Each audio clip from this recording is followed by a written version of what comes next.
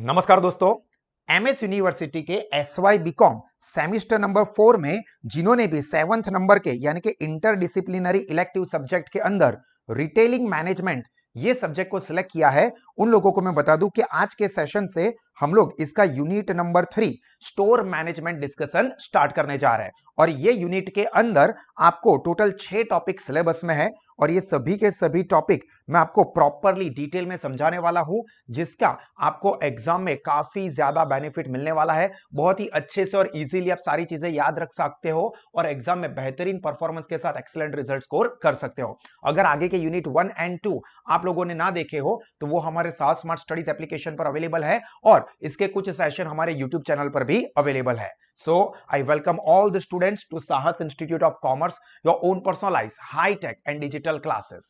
दोस्तों, retailing management के unit number 3 में जो हमारा सबसे पहला टॉपिक है वो हम डिस्कस करने जा रहे हैं, that is retail store management responsibilities. क्या बोला है? रिटेल स्टोर मैनेजमेंट, ये हमारे यूनिट का भी नाम है। उसमें क्या रिस्पॉन्सिबिलिटीज, जिम्मेदारियां रहती है, ये हम लोग इस सेशन में डिस्कस करने वाले हैं। तो सबसे पहले हम बेसिक इंट्रोडक्शन देख लेते हैं। तो देखो, store manager play a critical role in retail companies. Retail company के अंदर जो स्टोर मैनेजर है ये काफी इंपॉर्टेंट रोल प्ले करता है। Due to their daily contact with the customers, they have the best knowledge of the customers needs. देखो, customer के साथ उसका डेली कॉन्टैक्ट रहता है, तो कस्टमर को एक्चुअली में क्या चाहिए, उन लोगों की क्या ख्वाहिश है, क्या एक्सपेक्टेशन है, ये सब स्टोर मैनेजर को बहुत ही बेहतरीन लेवल पर पता है। And competitive activities, from this unique vantage point, store managers play important role in formulating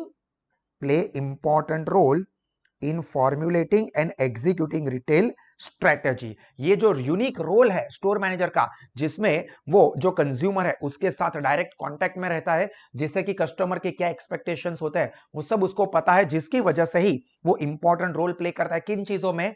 in formulating and executing retail strategies. Buyers can develop exciting merchandise assortment and procure them at lowest cost, but the retailer realize the benefit of buyers efforts only when the merchandise is sold. Goods merchandise does not sell itself, so store manager must make sure that the merchandise is presented effectively and sales associates offers services that stimulates and facilitate customers buying decision। मतलब देखो, customer जब product खरीदता है तब उसको अगर lowest product मतलब lowest price पर अच्छी प्रोडक्ट मिली है और उसके बेनिफिट मिल रहा है तो उसको तो उसका एडवांटेज तुरंत फील हो जाएगा। बट जो सेलर है उसको तब बेनिफिट होता है जब गुड्स एक्चुअली में सोल्ड हो। अब गुड्स ऑटोमेटिकली सेल नहीं होता है, तो यहां पर जो स्टोर मैनेजर है उसको ये एंश्योर करना है कि वो प्रोडक्ट के अंदर अच्छी सर्विस, अच्छी फैसिलिटी अटैच करे, कोई अच्छी ऑफर्स दे, जिससे कि जो कस्टमर है वो गुड्स को बाय करने के लिए एनकरेज हो। Even in the national chain, store managers are treated as relatively independent managers of the business within the corporation। मतलब ये सिर्फ नॉलेज के लिए कि जो स्टोर मैनेजर्स होते हैं ना, उनको कैसे ट्रीट किया जाता है? Independent manager with in the corporation. Clear हुआ? ये सिर्फ बेसिक इंट्रोडक्शन था, इंफॉर्मेशन थी। तो आपको इसमें से कौन कौन सी चीजें याद रखनी है कि एक तो store manager important role play करता है, उसका मेन रीजन क्या है कि वो डेली कांटेक्ट में रहता है कस्टमर्स के साथ, जिसकी वजह से कस्टमर के एक्सपेक्टेशन उसको पता होते हैं और इसीलिए जो रिटेल स्ट्रेटेजी फॉर्मुलेट होती है उसके अंदर उसका बहुत ही इंपॉर्टेंट रोल होता है। और यहां पर ये भी एक इंडिपेंडेंट मैनेजर के तौर पर ये स्टोर मैनेजर को ट्रीट किया जाता है। इतनी चीजें आपको इंट्रोडक्शन में लिखनी चाहिए। उसके बाद the responsibilities of store managers are divided into 4 major categories। responsibilities divided into 4 major categories, जिसमें कौन कौन सी 4 कैटेगरी है? तो पहला है managing store employees. Main word क्या याद रखोगे? ये स्टोर मैनेजर की रिस्पॉन्सिबिलिटी है कि जो स्टोर एम्प्लॉइज है उनको मैनेज करे। अभी उसके अंदर एम्प्लॉय के अंदर क्या क्या चीजें आती है? सिंपल सी बात है जो आप आगे भी पढ़ चुके हो कि रिक्रूटमेंट एंड सिलेक्शन। एम्प्लॉय को रिक्रूट किया जाता है, उनका सिलेक्शन होता है, मतलब पसंदगी, कर्मचारियों की पसंदगी। Socialising and training, motivation, evaluating and providing constructive feedback and rewarding and compensating. ये 5 चीजें स्टोर मैनेजर को करनी होती है रिगार्डिंग एम्प्लॉइज। कौन कौन सी 5 चीज है जो कि एम्प्लॉय की प्रति जो स्टोर मैनेजर है उसकी रिस्पॉन्सिबिलिटीज रहेगी? तो पहला है रिक्रूटमेंट एंड सिलेक्शन, दूसरा मेन याद रखना है training, recruitment selection training, motivating, constructive feedback, rewarding and compensating. एक याद रह जाएगा तो दूसरा ऑटोमेटिकली याद रह जाएगा। Then second point is controlling cost, मतलब जो कॉस्ट है, खर्चा होता है, उसको कंट्रोल करने के लिए क्या क्या रिस्पॉन्सिबिलिटी रहती है स्टोर मैनेजर की? तो इंक्रीजिंग लेबर प्रोडक्टिविटी, लेबर की प्रोडक्टिविटी बढ़ा दो, मतलब एम्प्लॉय अगर ज्यादा अच्छा काम करेगा, ज्यादा प्रोडक्शन करेगा तो ऑब्वियस है कि खर्चा कम होगा, वेस्टेज कम होगा, आउटपुट बढ़ जाएगा। Reducing maintenance and energy cost and reducing inventory losses, इससे वो क्या कर सकता है? कॉस्ट को कम कर सकता है, कंट्रोल कर सकता है। देन मैनेजिंग मर्चेंडाइजेस, मर्चेंडाइज का मतलब होता है गुड्स, मर्चेंडाइज का मतलब होता है गुड्स। तो displaying merchandise and maintaining visual standards, mean ये कि विजुअल स्टैंडर्ड्स मेंटेन हो, मतलब अगर आप स्टोर पे जा रहे हो कुछ खरीदने के लिए तो उस कंपनी की प्रोडक्ट आपको सामने ही दिखे, नजरों के सामने। आप स्टोर पर गए और खड़े रहे और पीछे जो डिस्प्ले है उसी के अंदर आपको वो प्रोडक्ट दिखे, इस तरह से, मतलब विजुअल इंपैक्ट अच्छी हो। Then working with buyers, suggesting new merchandising, मतलब ये नए नए प्रोडक्ट आए हैं और ये अच्छे हैं, ज्यादा अच्छे, ऐसा सजेस्ट करना। Buying merchandise, planning and managing special events and marking down merchandise. तो ये कुछ रिस्पॉन्सिबिलिटी रहेगी गुड्स यानी कि मर्चेंडाइजिंग के रिगार्डिंग, किसकी? जो हमारे स्टोर मैनेजर है उसकी। And last is providing customer services, मतलब कस्टमर को सर्विस प्रोवाइड करना, अच्छी सर्विस प्रोवाइड करना, ये भी स्टोर मैनेजर की रिस्पॉन्सिबिलिटी में आता है। अभी दोस्तों ये स्टोर मैनेजर की जो रिस्पॉन्सिबिलिटीज थी उसके साथ साथ ही हम लोग डिस्कस कर लेते हैं स्टोर डिजाइनिंग ऑब्जेक्टिव।